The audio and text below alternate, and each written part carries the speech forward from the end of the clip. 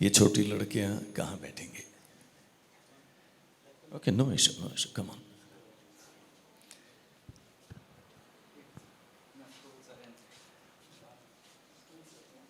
रमजान भाई अंदर आ जाओ।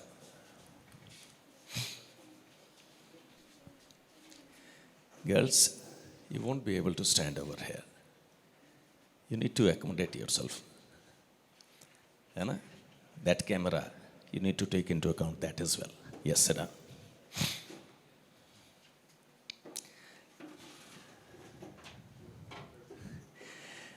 ये सर मेरी स्कूल की बच्चियाँ हैं।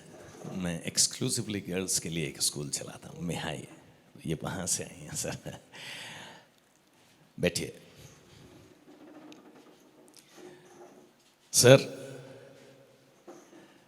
बुद्ध की धरती से पधारे हैं और सांख्य दर्शन के प्रणेता भगवान कपिल की भूमि पर आपका स्वागत है।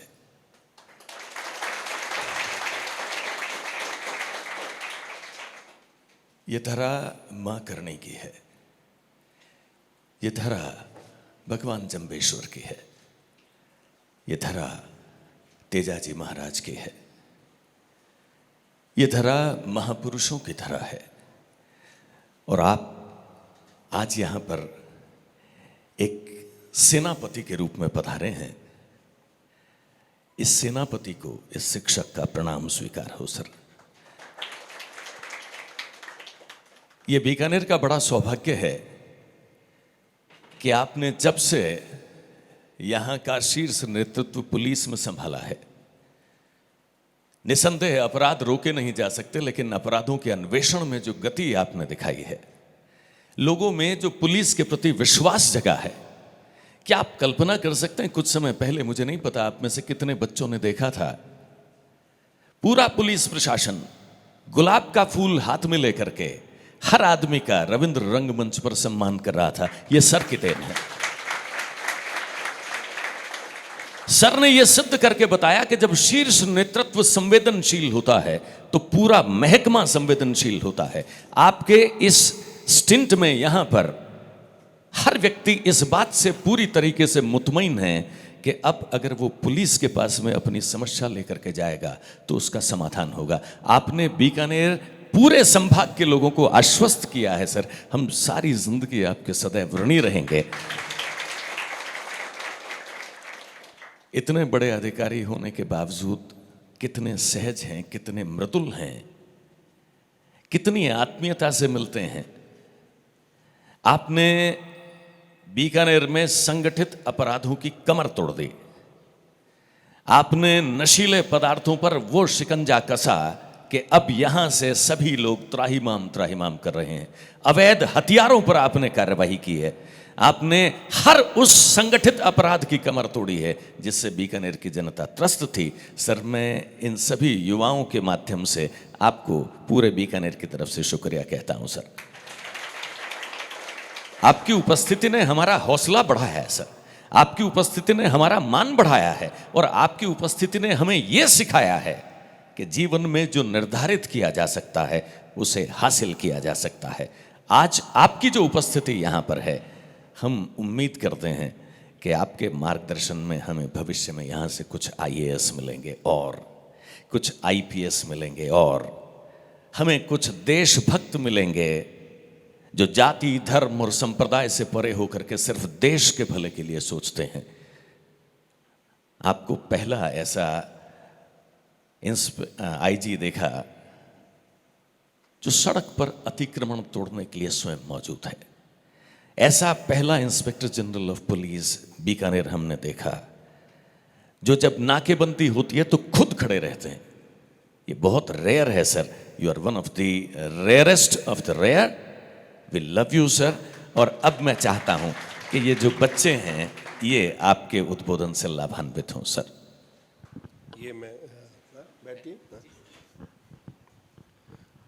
परम आदरणीय किशोरी जी और आपकी टीम और बच्चों, ऐसा नहीं है कि मैं पहली बार आप लोगों से मिल रहा हूं, चूँकि शायद आपको पता नहीं है, बीकानेर पुलिस की सोशल मीडिया टीम ये मैं नहीं कह सकता कि सर्वश्रेष्ठ है, बट सर्वश्रेष्ठ में से एक है। तो आपके यहाँ जो चर्चाएं चलती है इस पर भी हमारी नज़र रहती है, और जिस मनोयोग से आप सभी इस परिचर्चा में भाग लेते हैं, और आपके शिक्षक हैं वो आपके ही नहीं हजारों लोगों के मार्गदर्शक हैं और उनके प्रेरणा स्रोत हैं, और जिस ढंग से वो आपको मोटिवेट करते हैं ये भी श्लाघनीय है। मैं यहाँ पे एक पुलिसकर्मी की हैसियत से नहीं आया हूँ, क्योंकि मैं जानता हूँ जब गांव और कस्बों और ढानियों में जो ख्वाब पलते हैं तो उस ख्वाब को पल्लवित होने में कितना समय लगता है। मैं भी एक छोटे से गांव का रहने वाला हूँ। ऐसे मेरे पिताजी प्रशासनिक सेवा में थे, परंतु मैं एक बहुत ही छोटे से गांव का रहने वाला हूँ। आज भी मेरा जो घर है वो गांव में ही है। मेरे तो जब अगर मैं यहाँ से छुट्टी लेके जाता हूँ तो गांव में ही रहना होता है। शहर में थोड़े समय के लिए रहना होता है, परंतु गांव ही मेरा आवास है, वहीं रहता हूँ। कुछ एक लर्निंग पॉइंट्स जो ज़िंदगी में मैंने अपने जीवन के दौरान सीखे, जैसा कि आपके सर ने कहा था कि आप अपने जीवन के जो क्षण हैं, कुछ कभी उतराव आया होगा, कभी चढ़ाव आया होगा, इससे बच्चों का मार्गदर्शन करें। तो मैं छोटा मोटा कवि भी हूँ, तो मुझे युवाओं की शक्ति में काफ़ी भरोसा है। और कॉलेज के दिनों में जब आप लोग की तरह था तो मैं भी कविताएं करता था। हिंदी के साथ संस्कृत में भी कविताएं लिखता हूँ। तो मैं पहले संस्कृत में सुनाऊंगा, फिर उसका अनुवाद आपको करके बताऊंगा। कविता का शीर्षक है आशा दीपः। समुपस्थितोऽस्मि सर्वत्राहम पृथिव्या आकाश पर्यंतम, परंच कः शृणोति मां। शृणोति आम शृणोति यद्दिवसे शृणोति तद्दिवसे आ सदा कतात राजघाट पर्यंतम। हे राम हो राम अहो राम इति उद्दिघोष्यते। कहने का मतलब ये है कि जो युवा हैं इस देश के आशा के स्रोत आप ही हैं, परंतु इस शक्ति का विश्वास हम सबों को नहीं होता, हमारे समाज को नहीं होता।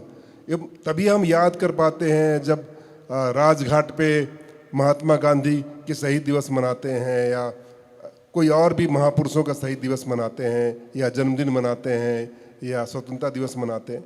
तो हमें उस दिवस का इंतजार नहीं करना चाहिए। अगर देश को आगे बढ़ना है तो इस युवा पीढ़ी को ही इस देश को आगे ले जाना है, और जो आपके जो गुरुजन हैं इन लोगों के मार्गदर्शन में ले जाना है। इससे मैं आगे शुरुआत करूंगा। आपने ज़्यादातर लोगों के घर पे छत होगा, छत देखा है आपने? कभी कोई ऐसा घर देखा है जिसमें कि कोई सीढ़ी ना हो? तो ये जो सर है आपके वो सीढ़ी है। तो जिसने भी उस छत पे पहुंचना है उस सीढ़ी का सदुपयोग करने आना चाहिए। और सीढ़ी को संस्कृत में बोलते हैं अवतरणिका। मतलब कि उस सीढ़ी से ही आपका अवतार हो सकता है। अवतरणिका मतलब अवतरित होंगे। तो जब तक उस सीढ़ी का सही ढंग से आप उपयोग नहीं कर पाएंगे तब तक उस छत पे हो सकता है कि एक दो लोग कूद के भी पहुंच जाएं, बट वो सही मार्ग वही है कि सही ढंग से उस सीढ़ी का उपयोग करते हुए आप छत पे पहुंचे। दो तीन बातें हैं जो जीवन में मैं उनसे रूबरू हुआ। एक उदाहरण है कि मैं पहले एलाइड में था, इसके पहले मैं एक पत्रकार था। तो और जो अभी आपका जो वो चरण चल रहा है, जो +2 के बाद का जो क्षण होता है, कभी कोई पायलट बनना चाहता है, फिर वो देखता है कि किसी हर पत्रकार से मुलाकात हो जाती है तो कहता है नहीं मैं पत्रकार बनूंगा। इसी दौरान कोई घोर पीड़ा में हो या आपके पिताजी की तबीयत खराब हो जाए, भगवान न करे, और कोई डॉक्टर निकल के आता है या महिला आती है और उनको ठीक कर देती है, तो आपको लगता है कि नहीं मुझे डॉक्टर बनना चाहिए समाज से। तो उस ऊहापोह की दौर से मैं भी गुजरा हूँ। तो इस दौर में अपने आप को पहचानना बहुत ज़रूरी है कि कहाँ पे आपका मन लगता है। जो जिस काम में मन लगता है, हो सकता है आप स्वीपिंग का भी काम कर रहे हो, अगर उस काम में आपको मन लगता है तो वही करना चाहिए। आपने देखा है अभी बहुत सारे बांसुरी वादक जो जर्मनी, वेनिस, कहाँ कहाँ प्रदर्शन करते हैं और देश का नाम आगे करते हैं। अगर पुराने ढंग से सोचे तो कोई कहेगा कि बांसुरी वादक मेरा बेटा तो बांसुरी वादक नहीं होना चाहिए। मगर अगर मुझे ये ऑप्शन दिया जाए कि मेरा बेटा मेरे पास आकर के बोले कि मैं तबला बजाना चाहता हूँ, मैं मैथमेटिक्स नहीं पढ़ना चाहता, तो मुझे लगता है मैं तो 100% उसके साथ हूँ। क्योंकि अभी ये देश संभावनाओं का देश है, सबसे ज़्यादा युवा फोर्स हमारे पास है, युवाओं की फौज है।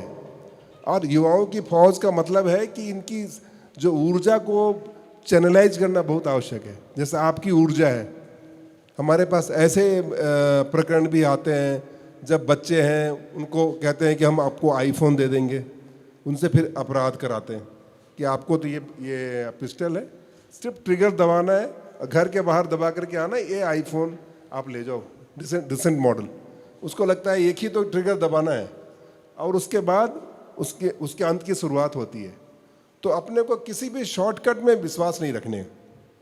अगर ज़िंदगी में आगे बढ़ना है, कहीं भी आप यहाँ पे कोई अच्छा बिजनेस खोलना चाहते हैं, अच्छा टीचर बनना चाहते हैं, सरकारी सेवा में जाना चाहते हैं, तो there is no shortcut in life. कुछ एक केस में शॉर्टकट से कोई कहीं पे पहुंच सकता है, पर ज़्यादातर केसेस में यही देखा गया है कि जो मेहनत से आगे बढ़ते हैं उसको चेरिश करते हैं। अगर आपने काफ़ी मेहनत से पढ़ाई की है और कहीं आप पहुंचे हैं तो आप उसको चेरिश करेंगे आने वाले समय में। मैं स्कूलों में जाता हूं, चूँकि अभी जैसा आप फरमा रहे थे कि अभी जो चिट्टों का और नशीले पदार्थों का सेवन बढ़ रहा है, तो मैं चाहता हूं कि मैं व्यक्तिगत तौर पे आप लोगों से बातें करूं। तो एक स्कूल में जाना हुआ, वहाँ पे बच्चे आर्मी में जाने की ट्रेनिंग लेते हैं। स्कूल का नाम लेना उचित नहीं होगा, बट मुझे ये बात बहुत अच्छी लगी कि जो वहाँ पे फिजिकल ट्रेनिंग में एक दूर दराज के गांव की बच्ची फर्स्ट आई और उसको इनाम मिला, तो वो एनडीए की तैयारी करेगी। तो मैंने उसको बुला करके कहा कि बेटे मैं आपके साथ हूँ, तो उसकी आंखों में आंसू आ गए। तो उन आंसुओं को संभाल कर रखना बहुत जरूरी है।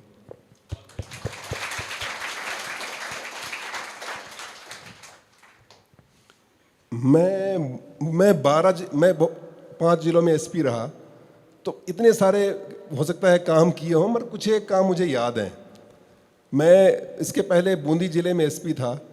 मैं शायद किशोरी जी को भी उदाहरण सुना चुका होऊंगा, रिपीटेशन हो सकता है, बट मुझे ये कहानी मेरे दिल के बहुत करीब है। तो उन दिनों मेरी शादी भी नहीं हुई थी, मैं युवा था, तो उसमें स्फूर्ति ज़्यादा थी, तो गांव के लोगों से ही मिलना जुलना होता था। तो एक गांव में गया, वहाँ पे एक महिला आई और कही कि एक जो लड़का है वो मेरी बच्ची को छेड़ता है, और ये मुझे नहीं करना चाहिए था, परंतु उत्साह में आकर के, या जो आप कहिए कि यौवन का जोश है, मैंने उसको बुलाया और सबके सामने उसको एक थप्पड़ लगाया। कहा कि भाई ये बच्ची बहुत मुश्किल से तो ये अपने गरीब माँ बाप की बेटी है, स्कूल तक जा पा रही है, और तुम्हें इससे कुछ फ़ायदा नहीं होना है। मैंने थानेदारों को कहा कि अगली बार से अगर शिकायत आए तो इसको बिना दिमाग लगाए हुए इसको आप सबसे पहले हवालात के अंदर डालो। पता नहीं, चूंकि पब्लिकली उसका ह्यूमिलिएशन हुआ था, तो वो जो लड़का था वो गांव छोड़ करके बॉम्बे चला गया, और इस दौरान 1-2 साल निकल गए और वो लड़की स्कूल जाने लग गई और उसका 10th का रिजल्ट आ गया। तो उसके घर में छोटा सा घर था, उसमें अमरूद का पेड़ था। अब ये कहानी यहीं तक खत्म होती है। उसके बाद मैं 12 एसपी हूँ और वहाँ पे कानून व्यवस्था की स्थिति पैदा हो रखी है। लोग कोई कह रहा है एसपी मुर्दाबाद, सरकार मुर्दाबाद, जिंदाबाद के नारे लग रहे हैं, और मेरे सारे दरबार घर के बाहर लगे हैं। सुबह से दोपहर हो गया और लगभग 3 बजे का समय है। तो एक बुजुर्ग व्यक्ति मेरे घर के बाहर बैठा हुआ है, और मेरे जो वहाँ पे साथी हैं जो हमारी सुरक्षा में लगते हैं, उनको कह रहे हैं कि मुझे साहब से मिलके जाना है, उनसे व्यक्तिगत काम है। तो लोगों ने कहा यार भाई यहाँ पे आंदोलन चल रहे हैं, ऐसा क्या काम है हमें बता दो। मैंने कहा कि मुझे साहब से ही मिलना है। मेरी पत्नी ने कहा है कि आप साहब से मिलकर और ये इस काम के संबंध में बात करोगे। तो लोगों को जिज्ञासा हुई, उसे लगा कि हो सकता है कोई असामाजिक तत्व हो। तो उसके जूट का बैग था, तो उसको चेक किया गया, तो उसमें अमरूद निकले। तो उनको शंका हुई कि इसमें बम वगैरह तो नहीं है, तो उसको चेक किया। जैसे कितनी हम जो इस जीवन में किस तरह से आप भौतिकतावादी हो जाते हैं और भावनाओं को नहीं समझते, उसको चेक किया गया जो भी डिस्पोजल जो होते हैं इक्विपमेंट से। उसके बाद फाइनली मुझे ये खबर पहुंचाई गई कि साहब एक बूंदी से एक दबलाना एक जगह है, वहाँ से एक बुजुर्ग आया हुआ है, वो आपसे मिलना चाहता है और अमरूद लेकर के आए। मुझे भी समझ में नहीं आया, चूँकि आप अपने जीवन में बहुत सारे काम करते हैं जो भूल भी जाते हैं। मैं वो रिकॉलेक्ट नहीं कर पा रहा था, तो मैं आया, मतलब जी फरमाइए, मैं आपकी क्या क्या मदद कर सकता हूँ। तो उसके पास बहुत सारी कहानियाँ थी कहने के लिए, मतलब कि वो अपने से ना जो भावनाओं के अतिरेक से बहा जा रहा था। कह रहा था साहब आप मेरे गांव आए थे, और उसने कहना शुरू कर दिया।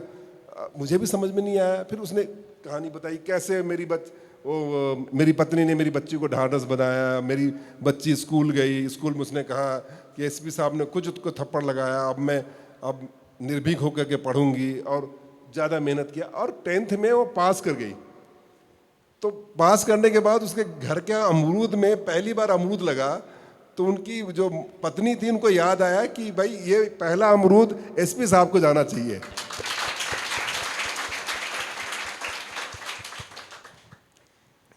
मुझे सेवा में आए हुए लगभग 23 साल हो गए। मैं जर्नलिस्ट से लेकर के अभी तक की सेवाएं गिन रहा हूँ, बट मुझे लगता है हम में से हर एक को उस अमरूद की आकांक्षा होनी चाहिए।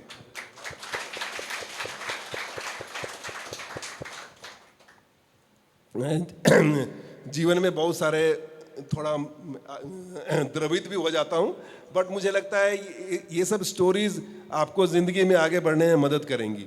बहुत सारे पदक भी मुझे मिले हैं, अवार्ड भी मिले, और मुख्यमंत्री महोदय ने भी सम्मानित किया, उसके ऊपर के अधिकारियों ने भी किया। बट मुझे लगता है ये घटना मुझे अंदर से झकझोर गया कि जाने अनजाने में किसी अच्छे व्यक्ति का अच्छे मन से, अच्छे उद्देश्य से किया गया कार्य शायद आपको याद ना हो, बट उसके जीवन में वो परिवर्तन ला सकता है। हम में से हर एक आदमी जो सड़क पे चलता है, कोई काम करता है, आपके द्वारा किया गया एक छोटा सा अच्छा कार्य किसी के जीवन को एक नया मोड़ दे सकता है, नई ऊंचाइयां दे सकता है। तो हमें कोशिश करनी चाहिए कि हमेशा हम ऐसा कार्य करें कि लोग उसका उदाहरण पेश करें, बजाय इसके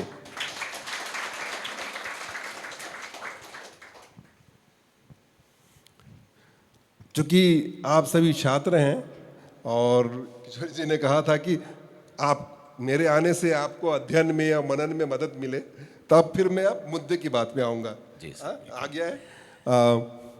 जब आप पढ़ाई करते हैं, ये मेरे जीवन के लर्निंग पॉइंट्स हैं। हो सकता है जो आप में आपकी पर्सनालिटी टाइप में फिट नहीं बैठते हो, तो उसमें से आप चीज़ों को हटा भी सकते हैं।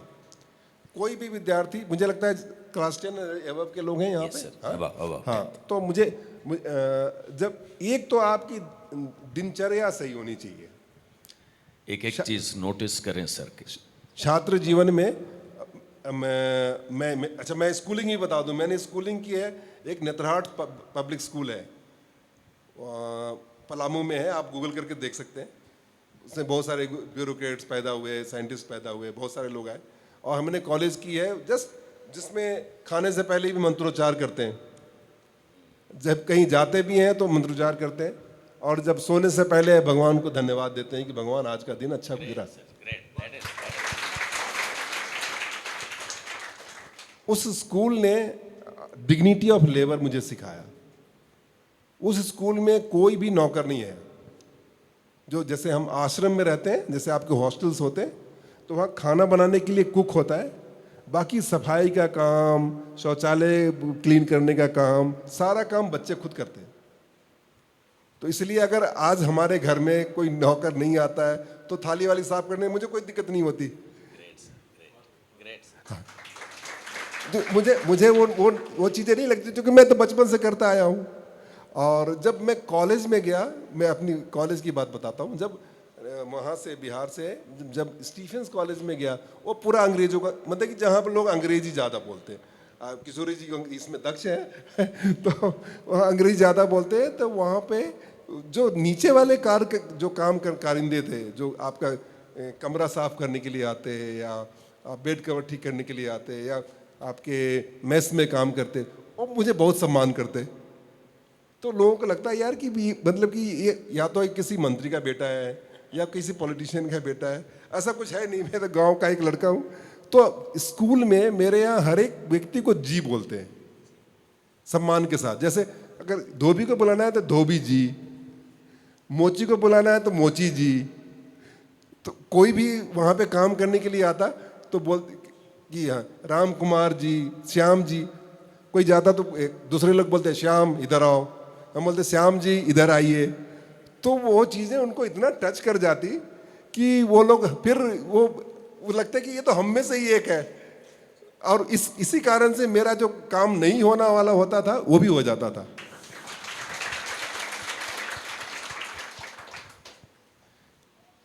सबसे इससे भी महत्वपूर्ण बात यह है कि आप जहाँ पे रहते हैं अपने साथ रहने वालों को कैसे ट्रीट करते हैं।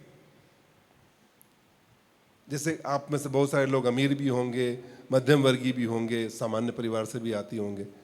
आपके साथ रहने वाले, मतलब आपने एक अभी फोटोग्राफ्स देखा होगा, गूगल पे आता है, उसमें व्लादिमीर पुतिन 2 राष्ट्रपति हैं, तो उनको पेट गिफ्ट किया गया है।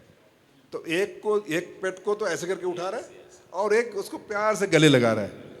तो ये कितना कंपैशनेट हैं आप में कितनी आत्मीयता है, ये दिखाती है कि कैसे आप अपने पेट्स के साथ बिहेव करते हैं, अपने नौकरों के साथ बिहेव करते हैं। अगर आप नौकरों के साथ सही से बर्ताव नहीं करते तो किसी भी हालत में अपने सीनियर से, अपने अधिकारी से, अब किसी से भी अच्छा व्यवहार नहीं कर सकते, क्योंकि वो आपके टाइप में चला आता है कि आपको इस तरह से बिहेव करना है। आप टेम्परामेंटल हो जाते हैं, परिस्थिति जन्य कि इस परिस्थिति में मुझे ऐसे बिहेव करना है। अरे आपका एक ही टाइप होना चाहिए। आपके साथ जो नौकर काम कर रहा है उसको भी उतना ही सम्मान का है क्या जितना कि आपको खुद का। ये सब चीज़ें जरूर, ये नहीं है कि आप आईएएस बन जाए या हमारी तरह आईपीएस बन जाए तब सीखें। ये तो नेचुरली आप में आना चाहिए, जब आपकी अपब्रिंगिंग में ही आना चाहिए। आपको लगे कि किसी के साथ अन्याय हो रहा है तो आपको उसके साथ खड़े मिलने चाहिए। खड़े मिलने का मतलब ये नहीं है कि वहाँ पर जा कर के आप लड़ाई करें। आपका 100 नंबर दिया हुआ है, आप देखें कोई घटना हो रही है, सरकार ने 100 नंबर डायल कर दें, आपने अपना काम कर दिया। और इतने हर एक समाज, हर एक देश छोटे छोटे चीज़ों से ही बनता है। एक और उदाहरण मैं कोट करूंगा। मैं उदयपुर में था। ये सब सारी चीज़ें हैं जिससे लगता है कि अभी भी ह्यूमैनिटी जिंदा है, मानवीयता जिंदा है। अभी भी जो ये देश, ये समाज चल रहा है इसीलिए कि ऐसे लोग इस दुनिया में अभी भी जिंदा है। मैं मेरी ट्रेनिंग का पीरियड था और मैं घूम रहा था, फतेह सागर लेक है उसके किनारे। एक व्यक्ति वहाँ पे सिगरेट पी रहा था और बगल में डस्टबिन था, और चूंकि वो जस्ट वहीं पे था और पैजामा कुर्ते में था, तो लोगों को पता नहीं था कि मैं पुलिस वाला हूँ। तो ऐसे करके उसका जो ऐश है वो नीचे पानी में गिरा रहा था। तो एक बार किसी ने मना किया कि आप डस्टबिन में डाल दीजिए, दूसरी बार मना किया, तीसरी बार उसने हाथ पकड़ लिया उसका। तो कहा कि हु आर यू, आपको क्या लेना देना मैं इसको ये तालाब में डालूं या बाहर डालूं। तो बोला कि मैं I am a responsible citizen of this city. हाँ, ये दूर दराज के लोग इस झील को देखने के लिए आते हैं। हाँ, और आप मेरी झील को ही बर्बाद कर रहे हैं, हमारे जीवन के साथ खेल रहे हैं। सो आपको इसको डस्टबिन में डालना पड़ेगा। तो मुझे लगता है हमें ऐसे रेस्पॉन्सिबल सिटीजन्स की जरूरत है। और अपनी बात ही रख रहा था वो मुझे लगता है कुछ डाइवर्जन ले लिया हमने। नहीं सर, बिल्कुल बिल्कुल यही चाहिए सर। दिनचर्या ऐसा हो जो आपको अच्छा लगे। जब आपको उठना है, क्योंकि कुछ स्कूल जाना ही है या कॉलेज जाना ही है, जो आपको अच्छा लगे। सबसे पहले उठने से पहले आप आस्तिक हो, नास्तिक हो, हिंदू हो, मुस्लिम हो, सिख हो, ईसाई हो, जिसमें भी आपकी आस्था है, मनन करना चाहिए कि आज का दिन मैं शुरू कर रहा हूँ, हे भगवान, हे यीशु, हे अल्लाह, आप मुझे आज शक्ति दो कि हम जो भी करें अच्छा करें। बस इसमें 2 सेकंड लगेंगे, इससे ज़्यादा नहीं लगेंगे। और चूंकि मैं ये करता हूँ इसलिए मैं आपको कह रहा हूँ, अगर मैं ना करूँ तो ना कहूँ। सुबह निकलने से पहले, ऑफिस में बैठने से पहले, जाने से पहले धन्यवाद देने का कि आज का दिन शुरू कर रहा हूँ, सो आप जो भी आपके हवाले कोशिश करूँगा अच्छा करूँ। उसके बाद जब आप जाते हैं तो सुबह सुबह न्यूज़पेपर पढ़ने की आदत आपको होनी चाहिए। आप सोशल मीडिया का ज़माना है, आप ऑनलाइन भी पढ़ सकते हैं। न्यूज़पेपर पढ़ने से आपकी विश्लेषणात्मक शक्ति बढ़ेगी। हिंदी में पढ़ें, अंग्रेजी में पढ़ें, जो एनालिटिकल पावर, अगर उसमें भी अगर हेडलाइंस पढ़ने में आपको 2 मिनट लगेंगे, आप जो संपादकीय हैं वो काफ़ी बोरिंग होता है। क्योंकि इस तरह की प्रतियोगिता परीक्षा के लिए अगर आप कोशिश कर रहे हैं तो आपको संपादकीय पे ध्यान देना चाहिए, क्योंकि विभिन्न मुद्दों को वो उठाते हैं, उसके प्लस पॉइंट क्या है, नेगेटिव पॉइंट क्या है, आज वैश्विक स्तर पे इस संबंध में क्या सोचा जा रहा है, इस पे पूरी चर्चा रहती है। इसलिए अगर आप सोच रहे हैं कि हर एक दिन नहीं पढ़ पाते हैं तो आप वीकली भी आता है, जो संडे सैटरडे आप फ्री रहते हैं, उस दिन का संपादकीय पढ़ें, बट पढ़ने की आदत जरूर डालें। उसमें से 1-2 संपादकीय आपको अच्छा लगे तो आप उसकी कटिंग करके रख लें। जब आप व्यस्त ना हो तो उसको देख सकते हैं दोबारा, क्योंकि जब आप प्रतियोगिता परीक्षा की तैयारी करेंगे तो इन सभी चीज़ों को कर चुके होंगे तो आपको दोबारा रिपीट करने की आवश्यकता नहीं होगी। क्योंकि शायद किशोरी जी ने आपको बताया होगा कि ज़्यादातर जो जनरल स्टडीज के सवाल आते हैं वो क्लास 10-12 के लेवल के ही आते हैं।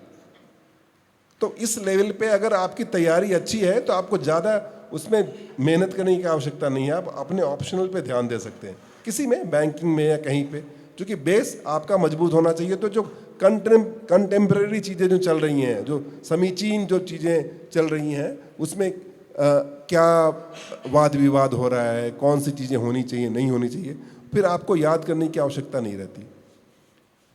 जो मैंने किया वो मैं कह रहा हूँ, सुबह सुबह अगर हो सके, अगर आप जैसे अब मान लीजिए 10 बजे आप स्कूल जाते हैं तो 8 बजे के लगभग एक BBC हिंदी आता है, आप 8:30 बजे आता होगा, समय वही रहता है, 7 बजे भी आता है, एकदम आपको संक्षिप्त में वो बताता है, वो सारे अच्छे उसके उद्घोषक होते हैं, आपको सुनने में भी मज़ा आएगा। ऐसा नहीं है कि जैसे किशोरी जी बोलते हैं एकदम वैसे ही आवाज़, इतनी सार गर्भित और इतनी वो आवाज़ आपको आकर्षित करेगी।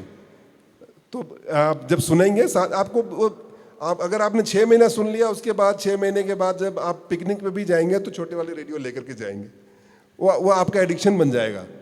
तो हर एक दिन का जो विवेचना होती है उसमें कि भाई इराक में बम बना रहा है कि नहीं बना रहा है, आपके अभी वर्ल्ड फूड क्राइसिस है कि इंडिया ने चावल बाहर बेचने से मना कर दिया, तो इंडिया के क्या सिनारियो हैं, वर्ल्ड में इसका क्या इम्पैक्ट होगा, आपके जो सब कॉन्शियस में ये रजिस्टर होता जाता है। उस रेडियो सुनने के दौरान आप दूसरा काम भी कर सकते हैं, अपनी ड्रेस भी तैयार कर सकते हैं, आपका रेडियो चलता रहेगा। ये मत समझिए कि आपके दिमाग में नहीं जा रहा है, वो ऑलरेडी रजिस्टर हो रहा है।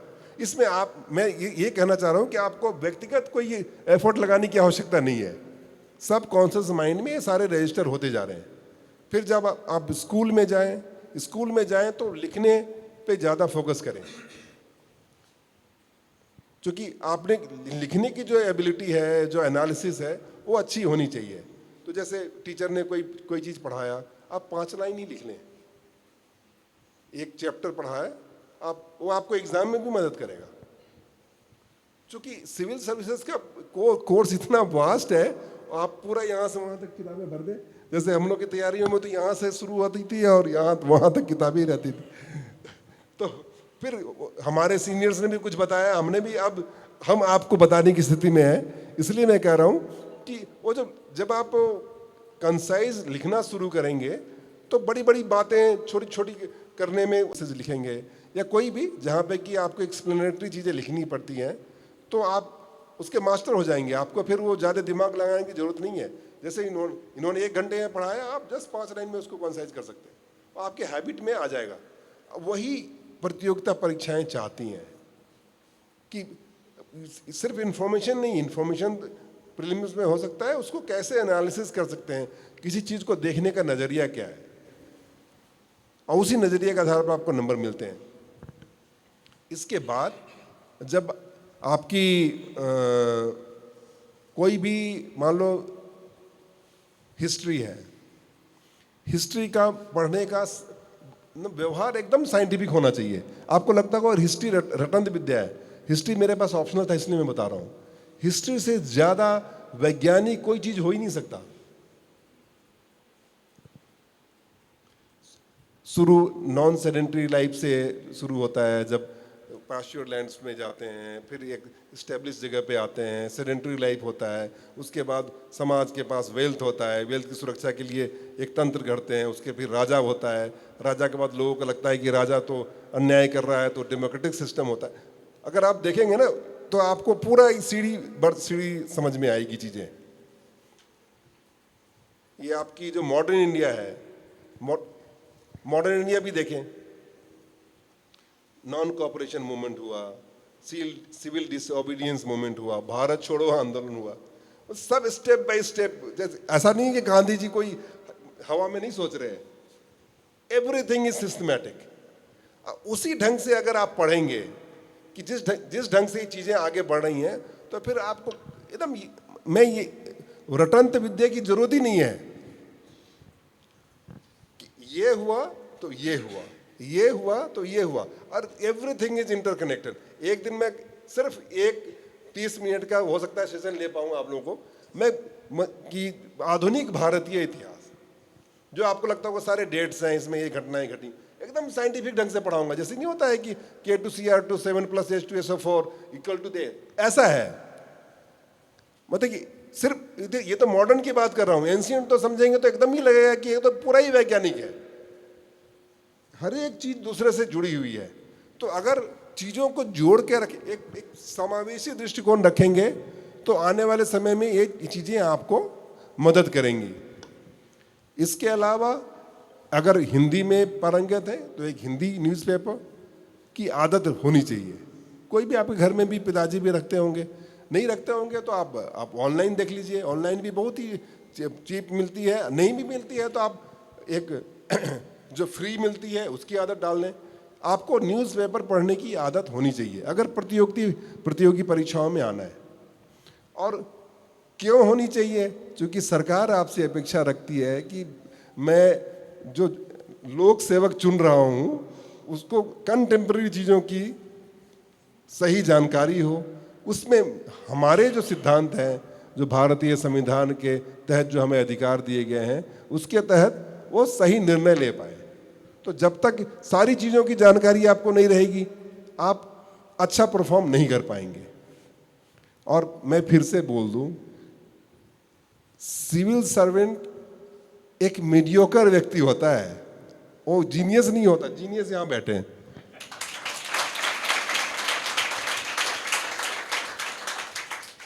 मतलब कि अब मैं किसी एक फील्ड में मैं स्पेशलिस्ट नहीं हूं, मुझे हर एक फील्ड का थोड़ा थोड़ा ज्ञान है। मुझे तो ये भी ज्ञान है शिक्षा में कैसे सुधार किया जा सकता है, चिकित्सा में कैसे सुधार किया जा सकता है, ग्रामीण विकास कैसे हो सकता है। सभी की छोटी छोटी जानकारियां होनी चाहिए। और एक जो कॉमन सेंस है, प्रिविलेंट कॉमन सेंस, कि एक सामान्य आदमी इसका क्या सोल्यूशन खोजता है, कुछ सुलभ ढंग से जो उसको दे दिया जाए, वही सरकार सिविल सर्वेंट से अपेक्षा रखती है। इसके लिए आपको थोड़ी थोड़ी जानकारी सभी चीज़ की होनी चाहिए, क्योंकि आपका जो व्यू ब्रॉड होना चाहिए, संकुचित नहीं होना चाहिए। एक समाज या एक पंथ या संप्रदाय को लेकर के नहीं होना चाहिए, वृहद होना चाहिए। इसके लिए ये सब चीज़ें बहुत आवश्यक है। 2-3 उदाहरण है। हमेशा आपदा में अवसर खोजना चाहिए। इस दौर से मैं भी गुजरा हूं। कभी कभी हो सकता है आपके मार्क्स कम आ जाएं, कभी आपके रिश्तेदार बोलते हैं कि आपका बेटा तो होपलेस है। मैं अपने में से बताऊं, जो कि मुझे मीडिया में इंटरेस्ट था, तो आपने आप देखा मेरे बाल अभी कम है, मेरे कमर तक बाल थे ऐसे। आपको रखने के लिए नहीं कह रहा हूँ आपको, कॉलेज में, और हमने भी जीन्स फाड़ी है जो बच्चे फाड़ लेते हैं, और जूते हमने भी कलर किए हैं, कान में कुंडल लगाता था, अभी भी है छेद है। तो अपने को जो, बट ऐसा नहीं है, इसके लिए ऐसा नहीं है कि मुझे कोई नशा करने की जरूरत है। अगर आपको लगता है कि ये सही है तो आपको करना चाहिए। वेशभूषा से या बाल बढ़ाने से आपके व्यक्तित्व में देखने में फर्क पड़ सकता है, आपके सोचने के ढंग में कोई फर्क नहीं पड़ता। अगर समाज के प्रति आप संवेदनशील हैं, आपका चारित्रिक जो वैल्यूज हैं वो उतने स्ट्रांग हैं, तो इनसे कोई फर्क नहीं पड़ता कि आप कितने बड़े बाल रखते हैं, कितने छोटे बाल रखते हैं, कान में कुंडल रखते हैं, नहीं रखते हैं, अतरंगी जूता पहनते हैं।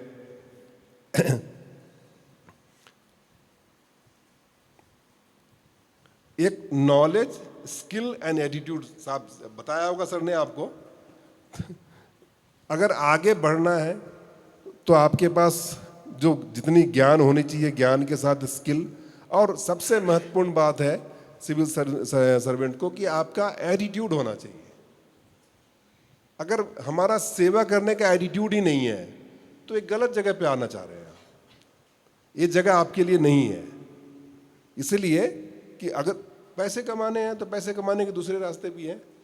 आप कोई अच्छा बिजनेस शुरू कर सकते हैं, एंटरप्रेन्योर बन सकते हैं, कोई भी। जैसे मान लीजिए आप बैंक में हैं, आप बैंक का आपका एटीट्यूड नहीं है, इन द सेंस कि जैसे कोई बैंक, जैसे मैं हूँ, मुझे अंकों से प्यार नहीं है, मुझे याद नहीं रहता तो अगर मैं बैंकिंग सर्विसेज के लिए अप्लाई करूँ तो मैं मिसफिट हूँ। तो खुद को पता रहना चाहिए कि मेरा ओरिएंटेशन क्या है, कि कौन सी चीज़ें मुझे अपील करती हैं, कौन सी चीज़ें करना मुझे अच्छा लगता है। अगर वही चीज़ में अगर आप अपना करियर खोज पाएँ तो लाइफ लॉन्ग कम से कम आपको खुद को सेटिस्फैक्शन रहेगा।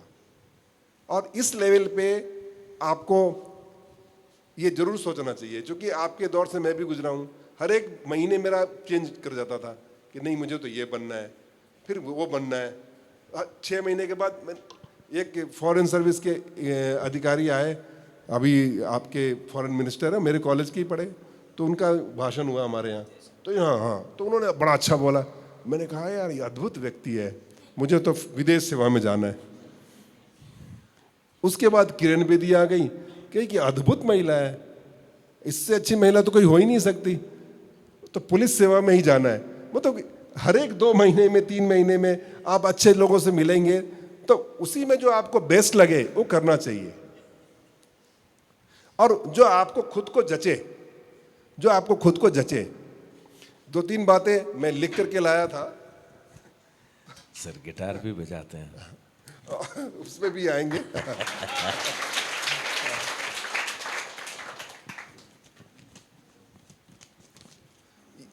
अभी 2 दिन पहले कुछ ऐसा हुआ, तो मैं भी थोड़ी बहुत पढ़ाई कर लेता हूँ, तो मैंने एक उदाहरण देखा। उसमें देखा कि एक समय था जब सुपर कंप्यूटर के लिए हमारे प्रधानमंत्री, उस समय के प्रधानमंत्री अमेरिका गए और रशिया भी गए, सबों के पास गए और उन्होंने मना कर दिया, कहा देखते हैं।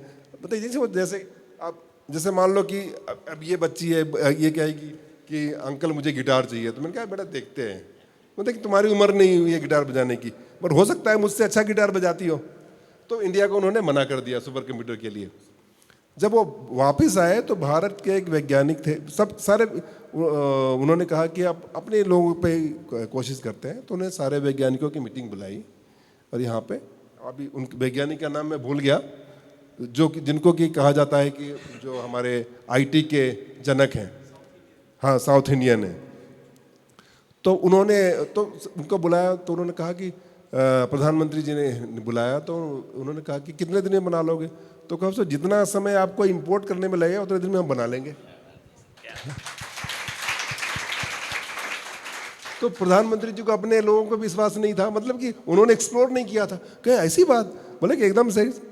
तो जितनी साल 1.5 साल लग जाते हैं, वो MOU साइन होता है, एग्रीमेंट होता है, पैसे की बात होती है, तो साल 1.5 साल लग जाते हैं कोई भी टेक्नोलॉजी को आने के लिए। 1.5 साल में उन्होंने सुपर कंप्यूटर बना दिया। हाँ, और ये 70 करोड़ की कीमत थी उस समय। लगभग 2 या 3 करोड़ में यहाँ बना दी भारत वालों ने, आप ही के लोगों ने। तो उसके बाद उन्होंने कहा कि अरे नहीं, ये तो डब्बा बनाया इन्होंने, कि अरे इंडिया वाले ऐसे ही फेंक रहे हैं, डब्बा बनाया। तो इन्होंने कहा ये हमारे आत्मसम्मान पे हमला है।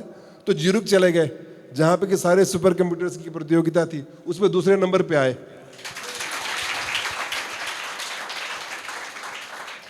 तो इसको बोलते हैं कि अपने आप में विश्वास होना, कि अगर आपको अपने आप में विश्वास है, हो सकता है कि आज लोग आपको नीचे दिखाएं, बट वही जब कल आप बड़े इन द सेंस कि किसी भी क्षेत्र में एक अच्छा टीचर बने, एक अच्छा उद्योग कर्मी बने, अच्छा सिविल सर्वेंट बने, मैं तो कहूँ अच्छा पोएट बने, अच्छा गिटारिस्ट बने, तो यही कहेंगे अरे ये ज्योति है ना, मेरी शर्मा जी की बच्ची है, तो मेरी बहुत प्यारी है, इतने शुरू से ही ये तो मेधावी छात्रा थी। उनका पूरा जो टेम्परामेंट और आपके प्रति सोचने का नज़रिया बदल जाता है। तो हमें ये उनका नज़रिया बदलना है, और खुद में एक विश्वास रहना चाहिए कि मैं ये कर पाऊंगा। एक जो हर एक व्यक्ति में होना चाहिए जिज्ञासा। देखिए, जैसा कि अब सर ने कुछ पढ़ा दिया और आपके मन में अगर जिज्ञासा उठ रही है, क्यूरियोसिटी हो रही है कि ये तो हमें हजम नहीं हुआ, तो आपको उसको पूछना चाहिए। अब अगर जिज्ञासा नहीं रखोगे तो फिर आगे बढ़ने का वो जो है वो सिलसिला आगे कायम नहीं रहेगा।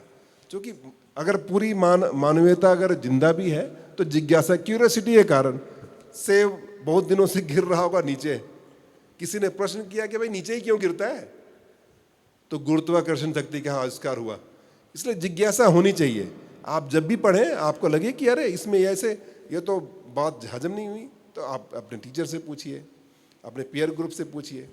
और परिचर्चा, ये जो आप देखते होंगे ना कि आपने सुना होगा कि मैं बिहार का हूँ, तो बिहार बहुत सारे सिविल सर्वेंट बनते हैं, तो उसका ज़्यादा योगदान तो ये है कि हमारे स्टेट में ये सिविल सर्विसेज में जाने के अलावा कोई काम नहीं है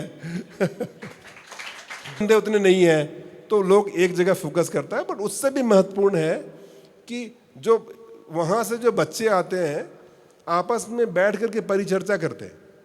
आपने जैसे मुखर्जी नगर में देखा होगा, दिल्ली में पढ़ते हैं, जयपुर में भी रहते हैं, कोटा में भी रहते हैं। कोटा में जो IIT की तैयारी करते हैं बच्चे, तो सारे एक जगह बैठ करके, और अगर एक सम का हल नहीं हुआ तो टीचर के पास तो 3 घंटे के बाद जाते हैं, दूसरे के पास जाएंगे, तीसरे के पास जाएंगे, आपस में लगाएंगे। तो उनकी जो शक्ति बढ़ती है, सोचने की शक्ति बढ़ती है, टेम्परमेंट बढ़ता है। तो इसलिए परिचर्चा अति आवश्यक है। कोई अच्छा दोस्त हो, अच्छा दोस्त वही होता है जो आपको सन्मार्ग पर ले जाए। आज फ्रेंडशिप डे भी है, जब भी, तो आप सबों को फ्रेंडशिप डे की शुभकामनाएं। और आप ऐसे दोस्त रखें जो विपत्ति में आपको सन्मार्ग पे ले जाए। कोई भी, ये दोस्त कोई भी हो सकता है, आपके अंकल भी हो सकते हैं, आपका भाई भी हो सकता है, आपके एज ग्रुप का कोई व्यक्ति भी हो सकता है। और जिज्ञासा के अलावा जो दूसरी बात जो हम सबों में, जो स्टूडेंट्स में होनी चाहिए, धैर्य। कि कभी धैर्य ना खोएं। बहुत सारे डाउन्स आते हैं, बच्चे कहते हैं कि हम सुसाइड कर लेंगे, हम इसकी अपेक्षाओं पे नहीं उतरे, तो वो तो सबसे बड़ा आपको कृत्य कर रहे हैं। आपके माता पिता का इतना बड़ा विश्वास है आप पे, और आपके पीयर ग्रुप का विश्वास है, उसके विश्वासघात कर रहे हैं आप। वो तो एकदम ही नहीं, ऐसा तो कुकृत्य कभी नहीं करना चाहिए जिससे कि जिंदगी भर आपके फादर मदर सर झुका के चलें। धैर्य का मतलब ये है कि कोई भी व्यक्ति, फिर से एक उदाहरण कोट करूंगा, जब ये अब्राहम लिंकन जब प्रेसिडेंट हो गए, हाँ, वो जब प्रेसिडेंट हो गए तो जो वहाँ के जो सेनेटर थे उन्होंने कहा उसको नीचा दिखाना चाहिए। तो उन्होंने कहा कि जो मैंने जूता पहना है ना, आपके पिताजी ने बनाया। तो प्रेसिडेंट को कोई कहे कि आपके पिताजी ने जो मेरा जूता है आपके पिताजी ने बनाया, तो अब्राहम लिंकन ने व्हाट ही सेड, उन्होंने कहा कि जितने अच्छे मोची मेरे पिताजी थे जिनका जूता पहन करके आप यहाँ पे आए हैं, उतना अच्छा ही प्रेसिडेंट मैं साबित होऊंगा।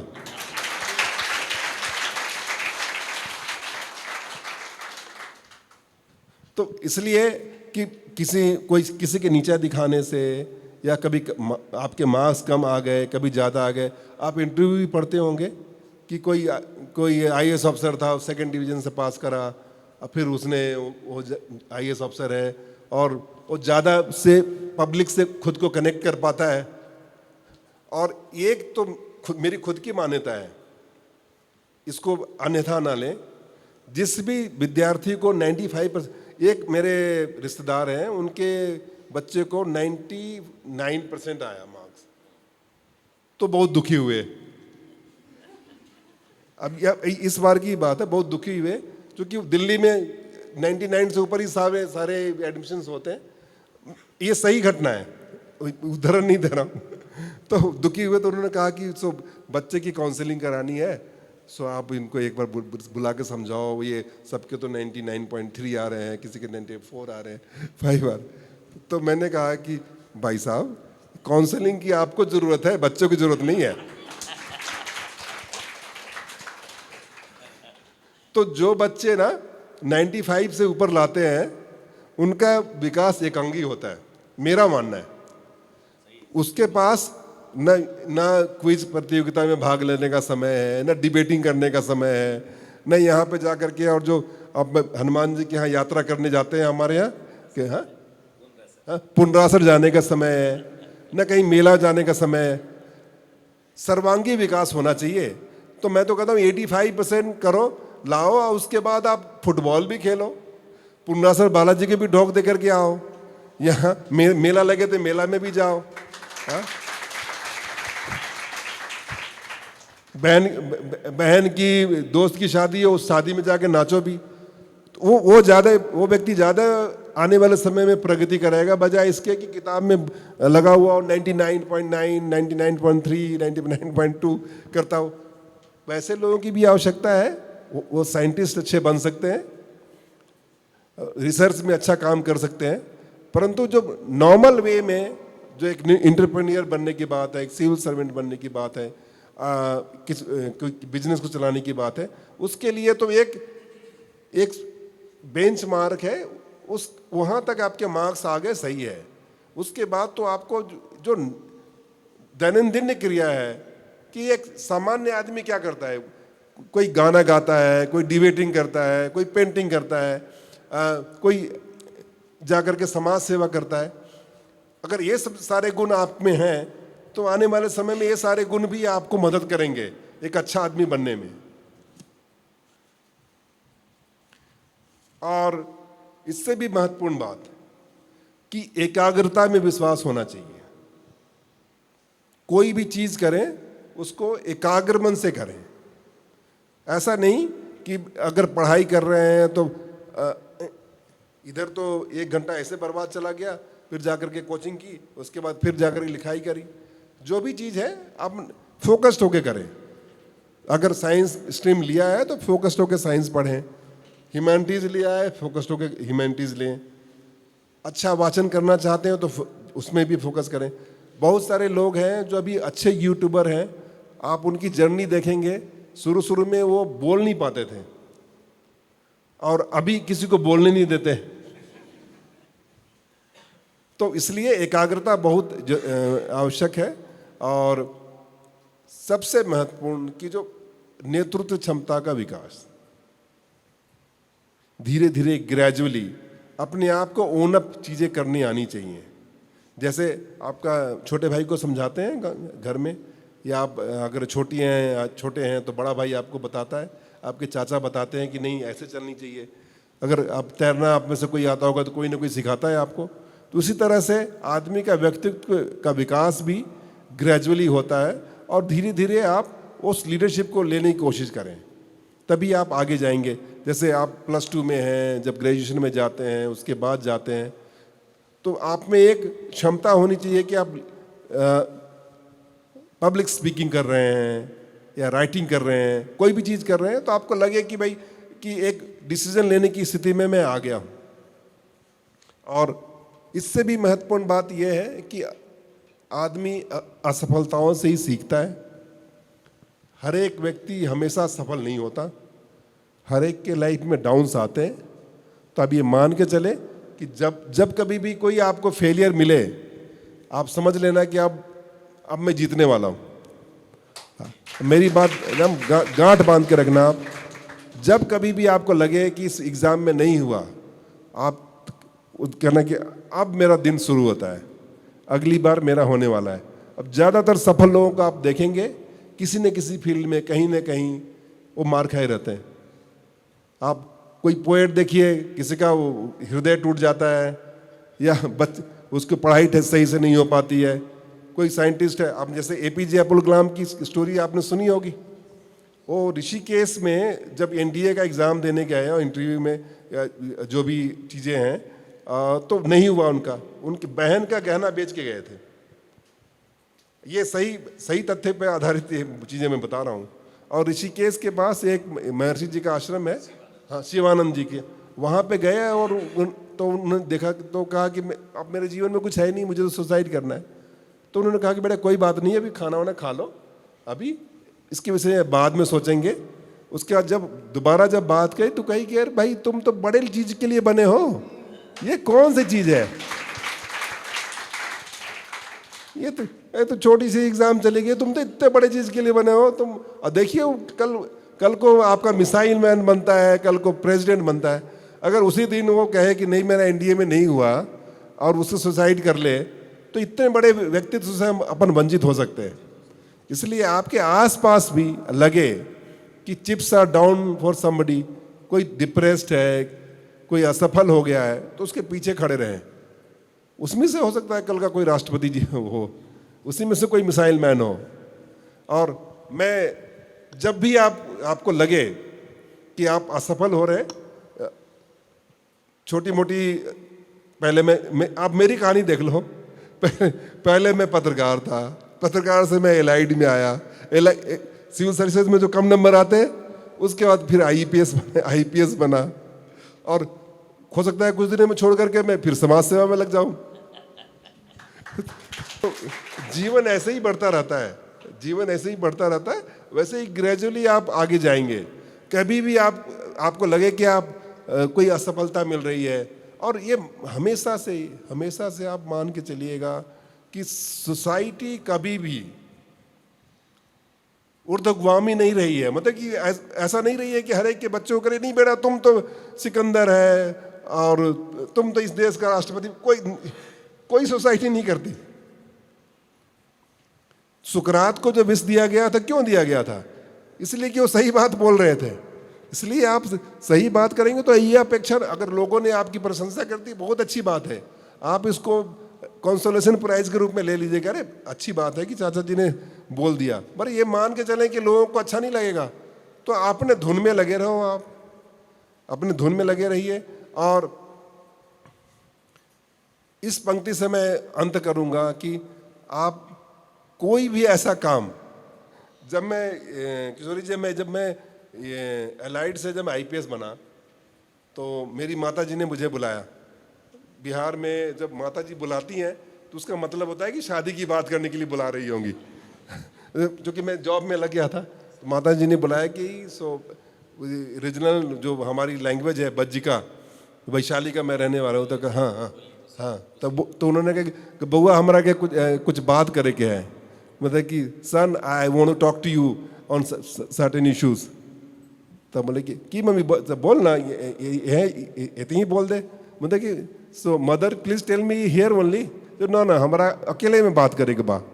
तो अकेले तो अकेले जब ले गई वहाँ पे, तो उन्होंने कहा कि बेटा ये जो पुलिस की सेवा तो अच्छी है, बट पुलिस वाले ना ये गरीबों पे काफ़ी जुल्म करते हैं, जो पब्लिक परसेप्शन है। अभी भी हो सकता है कि आप लोगों को भी लगता होगा, बट मैं कह रहा हूं कि पुलिस वाले अब सुबह आज ही 4 बजे से सुबह से हम असामाजिक तत्वों को पकड़ रहे।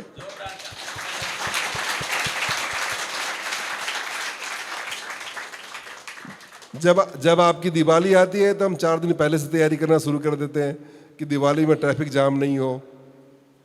कोई यात्रा होता है तो हर एक जो पथ है उसको पहले से स्टडी करते हैं कि भाई यहाँ से महिलाएं जाएंगी, यहाँ से बच्चियाँ जाएंगी, कोई अपराध ना कारित हो, असामाजिक तत्व नहीं आए। तो सबके अपना अपना देखने का नज़रिया है। अपने ढंग से हम कोशिश करते हैं कि समाज की सेवा कर पाएँ, बट पब्लिक कितना उसको परसीव कर पाती है, उसी छवि को सुधारने पे हम लगे हैं। तो उन्होंने एक बात कही जो मैं हमेशा याद रखता हूँ, मुझे लगता है हो सकता है आपको भी याद रखनी चाहिए कि बउआ सूते से पहले अगर जे काम करे से नींद ना आवे ना वो काम न करिया। उनका कहना था कि बेटा वो काम मत करना जिस काम करने से तुमको नींद नहीं आए। तो मेरी भी आपसे यही अपेक्षा है, हर एक आदमी के, हर एक जो व्यक्ति है उसके अंदर एक अंतरात्मा की आवाज़ होती है। तो कोई भी काम करो आप, और अगर आपकी अंतरात्मा की आवाज़ अगर कहती है कि करना चाहिए तो आप करो। और उससे भी महत्वपूर्ण कि अगर रात को आपको लगता है कि इसको करने के बाद नींद आ जाएगी तो करो। हाँ, तो इसी के साथ मैं इस सेशन का अंत करना चाहूँगा। आपके कुछ सवाल होंगे तो सवाल के जवाब देना चाहेंगे, और आप लोगों ने आज मौका दिया। बहुत दिनों से मैं सोच रहा था कि आप लोगों से मिलूं और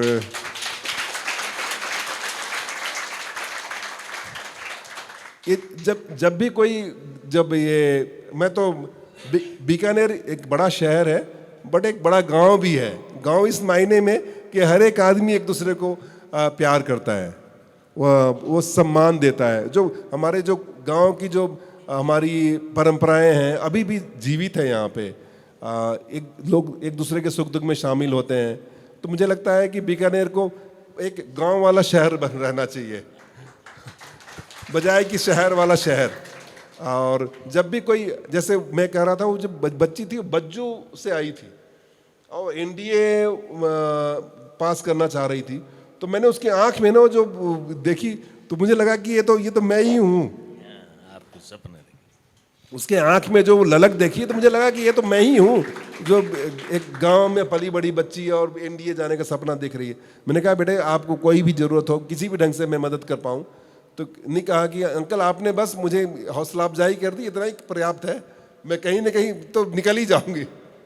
और मुझे लगता है ढेर सारे सपने पल रहे हैं बीकानेर में, और उन सपनों को पल्लवित करने में जो किशोरी जी है, हमारे जैसे लोग अगर थोड़ा सा भी अगर योगदान दे पाए तो मुझे लगता है कि हमारा जीवन सफल हो गया। धन्यवाद।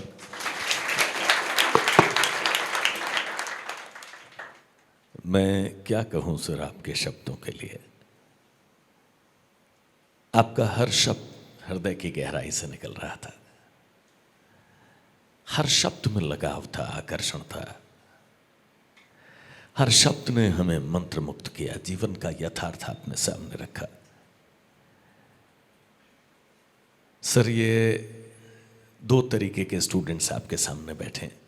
ये जो बड़े बच्चे हैं सर, इन बच्चों को या इस एज ग्रुप के बच्चों को मैं पिछले 35 सालों से पढ़ा रहा हूँ सर, 35 इयर्स। और सर सरप्राइजिंग एलिमेंट बताऊं, मेरे कोचिंग सेंटर का कोई नाम ही नहीं है सर, कोई बोर्ड ही नहीं है सर। आप जिस गुरुकुल की बात कर रहे थे सर, ये सब कुछ बच्चे ही मैनेज करते हैं। यहाँ कोई पियोन नहीं है, कोई प्रिंसिपल नहीं है, सब कुछ ये बच्चे मैनेज करते हैं। आपको आमंत्रित करने भी बच्चे ही आए थे सर। मैं ये लीडरशिप स्किल इनमें डेवलप करवा रहा हूँ, मैं आर्ट ऑफ इनिशिएशन इनमें डेवलप करवा रहा हूँ, मैं इन्हें बीबीसी वर्ड सर्विस इंग्लिश में सुनने के लिए प्रेरित करता हूँ सर।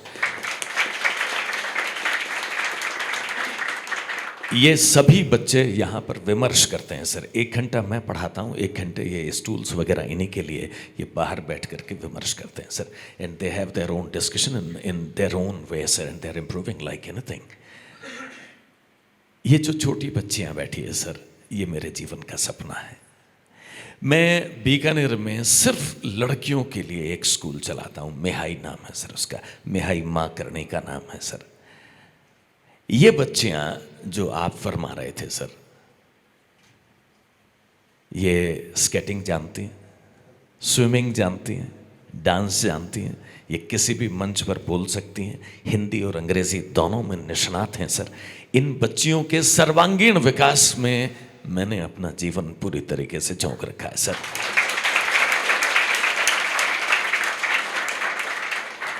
इन बड़े बच्चों को पढ़ा करके जो मैं फीस लेता हूं सर, मेरा परिवार चलाने के अलावा इन बच्चियों के पढ़ाने में उसे वापस लगा देता हूं सर मैं। और असीम सुख की संभावनाएं मुझे इसमें मिलती हैं और मुझे ये सुख मिलता है सर। सर मैं आप ही की बात को आगे बढ़ाऊं, मुझे इस बात का फक्र है सर कि मुझे बहुत बेहतरीन विद्यार्थी मिले। मेरा विद्यार्थी क्लास में आज तक कभी बदतमीजी नहीं किया सर किसी ने, और क्लास में ही नहीं सर, क्लास से बाहर भी वो एक बहुत रिस्पॉन्सिबल सिटीजन के रूप में जाना जाता रहा है सर। कई बार सर मैंने कुछ प्रोक्लेम्ड ऑफेंडर्स भी पढ़ाए हैं सर, लेकिन यहाँ और यहाँ के बाद में उनके बिहेवियर में एक ड्रास्टिक चेंज रहा है सर मुझे। तो इस मामले में मुझे बड़ा सौभाग्य मिला। आपकी जो बात थी कि सर जहर सुकरात ने भी पिया और जहर मीरा ने भी पिया था सर, दोनों ने राज्यादेश से जहर पिया था। सुकरात मर गया, मीरा मरी नहीं, क्योंकि सुकरात बुद्धि से जी रहा था, मीरा प्रेम से जी रही थी। उसने जहर को न्यूट्रलाइज कर दिया। तो आपके शब्दों में जो प्रेम था, आपके शब्दों में जो माधुर्य था, आपके शब्दों में जो अपनत्व था, इन बच्चों को आपके रूप में एक पुलिस अधिकारी नहीं, एक सखा मिला, एक मार्गदर्शक मिला, एक अपने परिवार का बड़ा सदस्य मिला, जो इन बच्चों को अपना बच्चा समझ करके जीवन का यथार्थ बता रहा था। और सर आपने बिल्कुल ठीक कहा, it's not all about getting 95% and detaching ourselves from the society and family. It's better to get 75% and be available to everybody who comes to us for any kind of help. Now, that is the greatness, and that is complete personality that I talk about in my classes, sir. मेरी classes में हम बहुत सी बार copy किताब भी नहीं खोलते sir, जीवन के विविध विषयों पर हम बात करते हैं सर। और वो जो एडिक्शन आप कह रहे थे, जो नशा आप कह रहे थे सर, मेरी क्लासेस बच्चों के लिए वो एडिक्शन बन जाती है, और फिर ये सब एक पूरा बड़ा परिवार बन करके रहते हैं सर। हमारे बीच में एक आप खड़ा हो, अरुण आचार्य है सर, ये मेरा छोटा भाई है, इसलिए हम इसको निकनेम रूसी के नाम से बुलाते हैं। बीकानेर के जो सबसे प्रभावशाली एनआरआईज हैं उनमें से एक है, जोरदार ताली बजाओ उसके लिए। अमेरिका में रहते, लेकिन इनके अंदर बीकानेर रहता है। बीकानेर की संस्कृति से रचा बसा। जब भी कोई व्यक्ति अमेरिका में किसी तकलीफ में होता है, तो जो 2-4 लोग हमेशा, जिनके मोबाइल नंबर सबके पास में होते हैं, उनमें से एक है ये। कल आपको आमंत्रित करने के लिए आ रहे थे, तो मैंने कहा घर आ, साहब को आमंत्रित करने के लिए मैंने इसे यहाँ बुलाया सर। सर आजा, रुसी आजा। प्रोफेसर अशोक आचार्य हमारे कानून के विद्वान सर,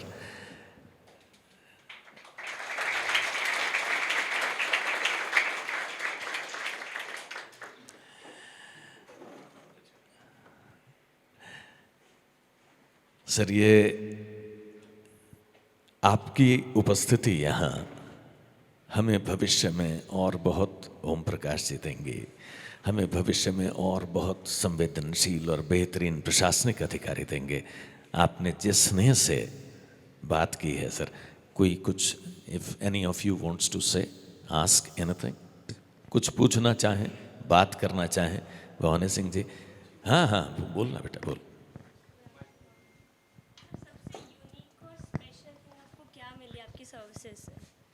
सबसे जो आपको इंसान के साथ साथ एक अच्छा सिविल सर्विसेंट भी बनाती है, ऐसा क्या यूनिक आपको लगा कि आपको सिर्फ सिविल सर्विसेज ही दे सकती थी? ये जो आउटरीच है, एक सिविल सर्विसेज ही एक ऐसी व्यवस्था है जिसमें आप लाखों नहीं करोड़ों लोगों के जीवन में परिवर्तन ला सकते हैं।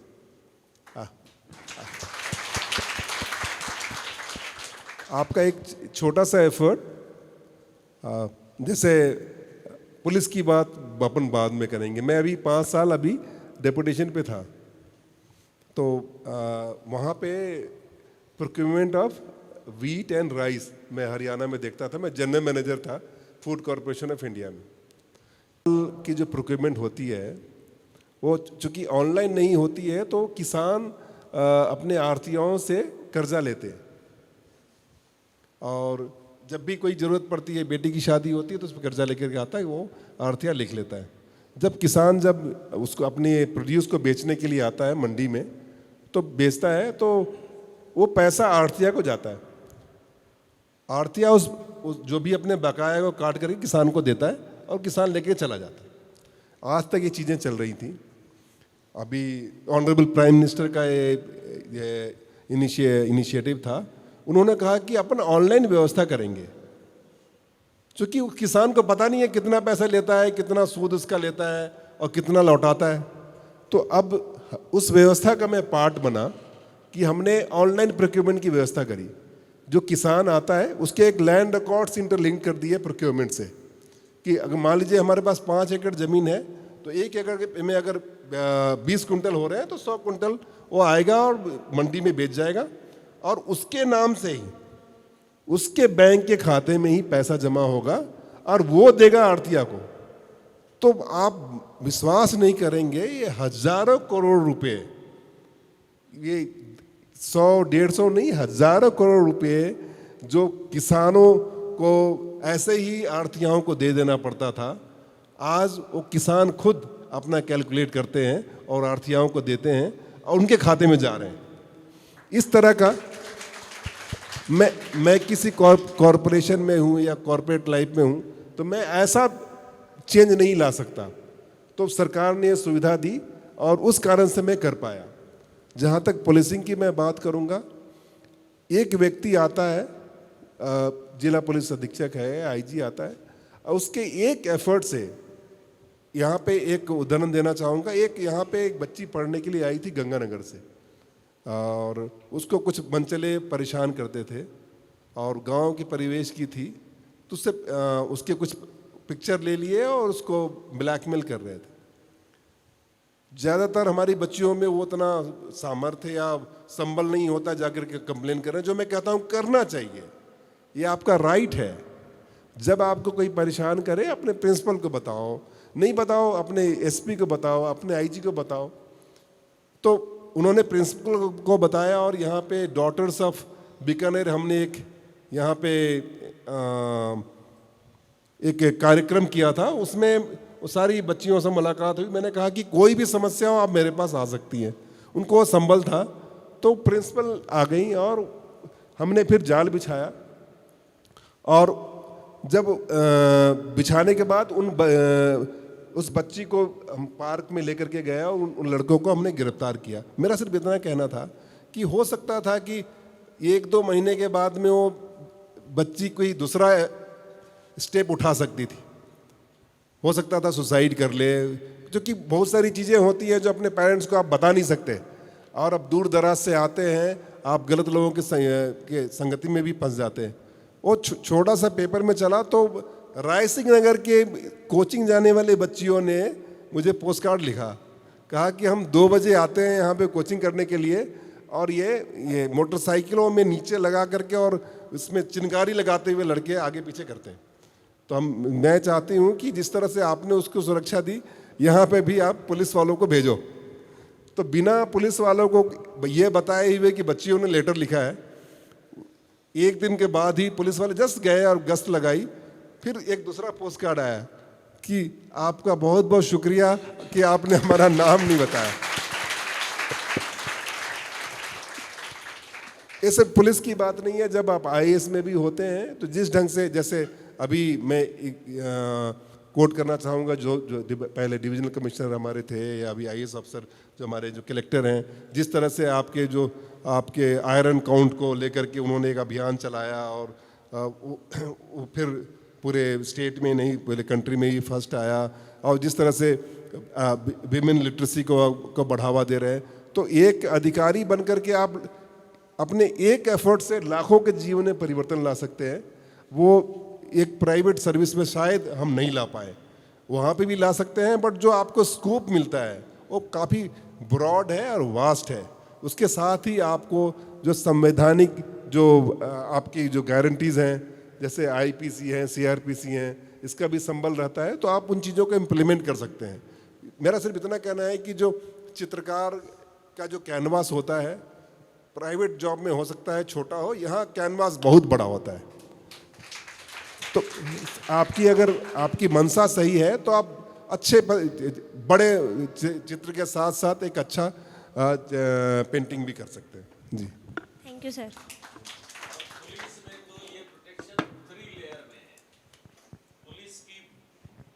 पुलिस की वर्दी देखते ही लॉ एंड ऑर्डर अपने आप मेंटेन हो जाता है। पहला पुलिस का ताकत, दूसरा कानून की ताकत, और तीसरे हथियार की ताकत। अगर पुलिस अधिकारी आप जैसा संवेदनशील हो, नेतृत्व आप जितना शानदार और बेहतरीन हो, दुनिया के बड़े से बड़े अपराध की कमर तोड़ी जा सकती है। यह पुलिस के पास में ताकत है।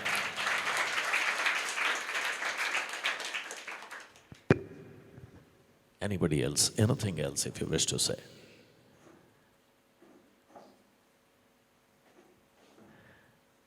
All right? Yeah, sure. Arun.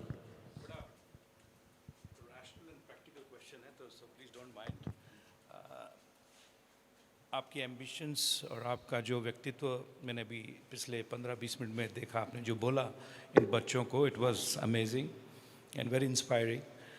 तो आप जैसे लोग जब ऑफ कोर्स जो नेता लोग हैं या पॉलिटिशियंस हैं, even though they are not qualified, but still because of the people have chosen them and they are ministers or whatever at higher positions, and people like you who want to serve the nation and the society, and sometimes आपके सामने गलत निर्णय भी आते होंगे, तो उन चीज़ों को आप जो स्वाभिमानी है, इतनी एम्बिशंस है, आपकी बातों से लगा कि आप आने वाले टाइम में पब्लिक सर्विसेज में आएंगे, because somewhere you might be having that feelings और frustrations going on in your life, because I am also ambitious and I can see somewhere something happen. So how do you tackle those situations? Thank you.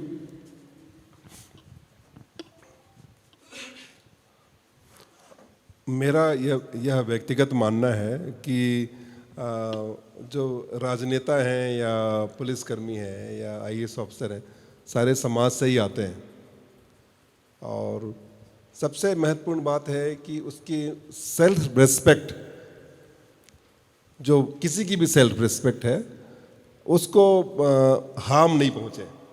कोई भी नेता अगर phone करता है, राजनेता है या कोई वार्ड पार्षद है या कोई अध्यक्ष है, तो उनकी ये ख्वाहिश रहती है कि जो पॉइंट ऑफ व्यू रख रहे हैं उसको तवज्जो मिले। मेरा सिर्फ इतना मानना रहता है कि जो चीज़ें होने वाली रहती है वो तो हो ही जाती हैं, क्योंकि वो जनप्रतिनिधि हैं। जो नहीं होने वाली रहती है उसके संबंध में उनको पहले प्यार से समझाया जाए, और नहीं प्यार से समझते भी हैं तो टाइम बाय करते हैं उनसे कि इस पर परिचर्चा की जाएगी। और एक जो भारतीय राजनीतिक व्यवस्था है, ज़्यादातर मसलों में हमारी वो बात वहाँ पे बन जाती है। कुछ मसलों में बात नहीं बनती है तो उसी में तबादले भी होते हैं और बाकी चीज़ें उस प्रक्रिया का हिस्सा बनते हैं। उसके लिए हर एक ब्यूरोक्रेट को तैयार रहना चाहिए।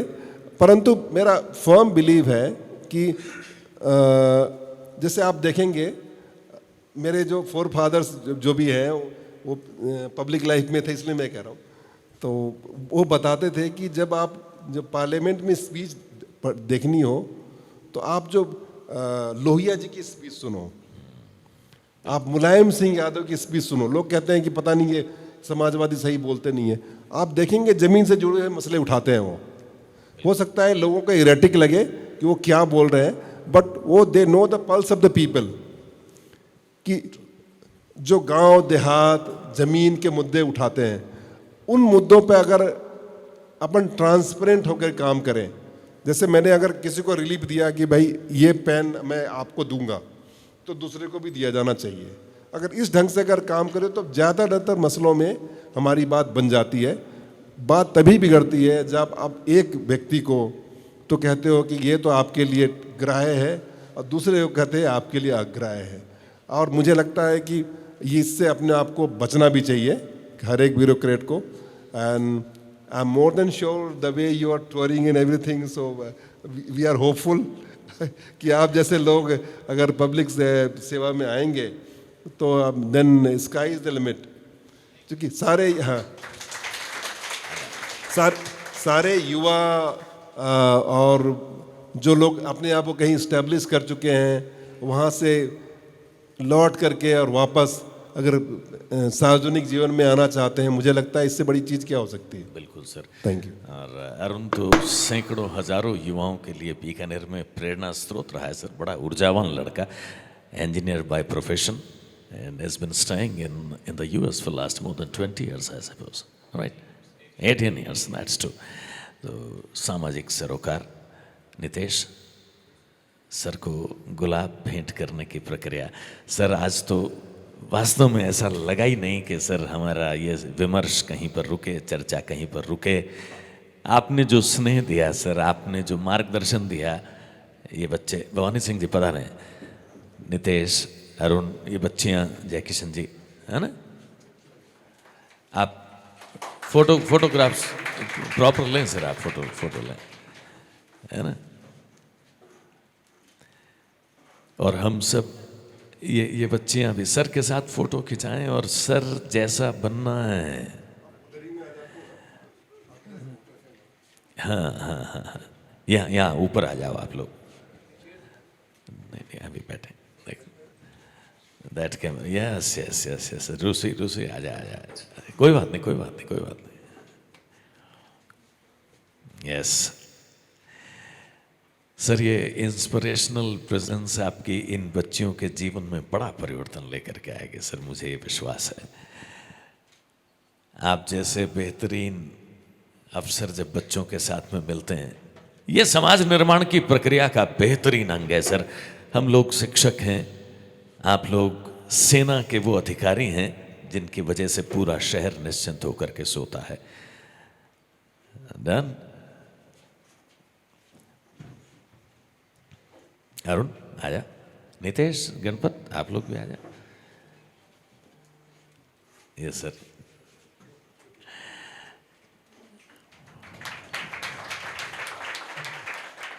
गो girls one by one.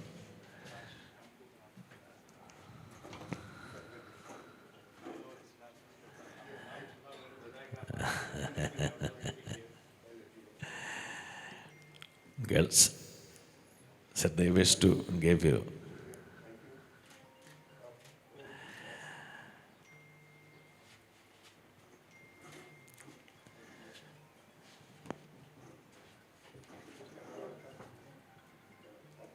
Kanak Vishnoi, ever smiling. Right. ये छोटी छोटी सी बच्चियां सर, मैं इनको संसद घुमा के लाया था सर कोविड से पहले।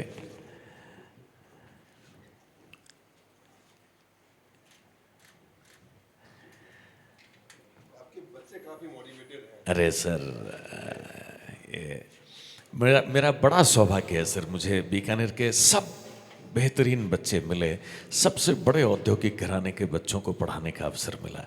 ईश्वर की अनुपम कृपा रही है। नितेश, ये देखिए सर, ये सब वो बच्चे हैं जो सर अब अपने अपने फील्ड में ये महारथी हैं सर। नितेश बिजनेसमैन है, ये गणपत है सर, ये पढ़ाता है बच्चों को। माय सन करण,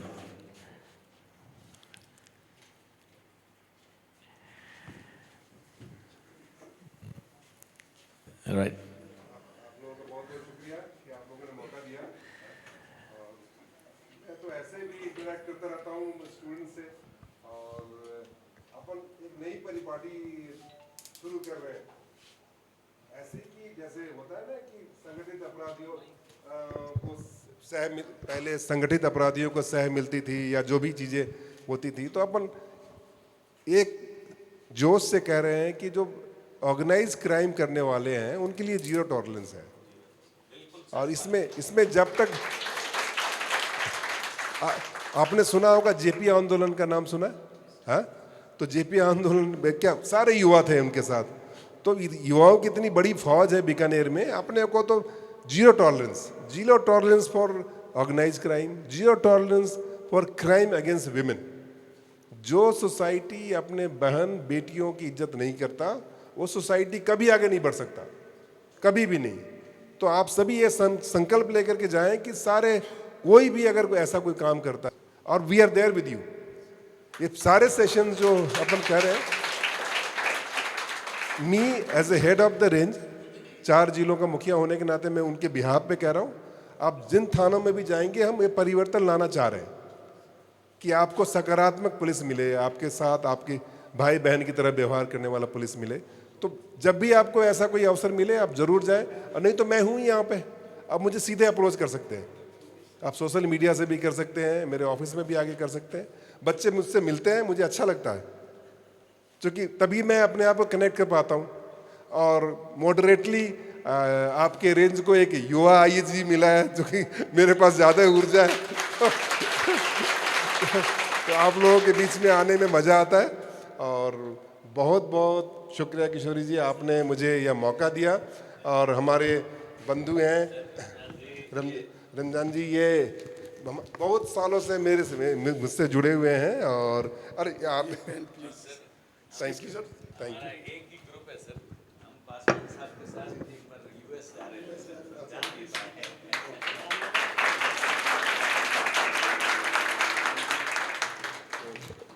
आप लोग अच्छा काम कर रहे हैं, इस काम को इसी तरह से आगे बढ़ाएं। और पढ़ने लिखने के अलावा समाज निर्माण का भी कार्य कर रहे हैं, सबसे महती बात है। और किसी भी ढंग से यहाँ बीकानेर में रहते हुए या बीकानेर के बाहर मैं इस पूरे आंदोलन का हिस्सा बन पाऊँ तो मुझे गर्व होगा इसका। धन्यवाद। Thank you very much sir.